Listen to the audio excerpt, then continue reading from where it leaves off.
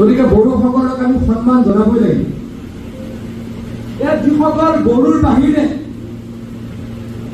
অসমীয়া মাটি আছে, বেংগলী মাটি আছে, ইয়াতে আদিবাসীসকল আছে, চাহ জনগোষ্ঠীসকল আছে, গোৰ্খাসকল আছে, আমি সকলোৱে মিলি এখন সৰ্বাংগ সুন্দৰ কি কৰিব লাগিব, বিটিআৰ বা বিটিচি কৰিব লাগিব, হয়নে নহয়? তো ইমান ধুনীয়া বিটিচিখন আহিলে মনটো ভাল লাগিলে, ইমান ধুনীয়া। এই ধুনীয়া জেগাখনত কেইদিনমানৰ আগতে কি আছিলে, হত্যালীলা আছিলে, হিংসা আছিলে। এতিয়া সেইবিলাক নাইকিয়া হ'ল। এতিয়া মানুহ আহিবলৈ ভাল পায়, থাকিবলৈ ভাল পায়।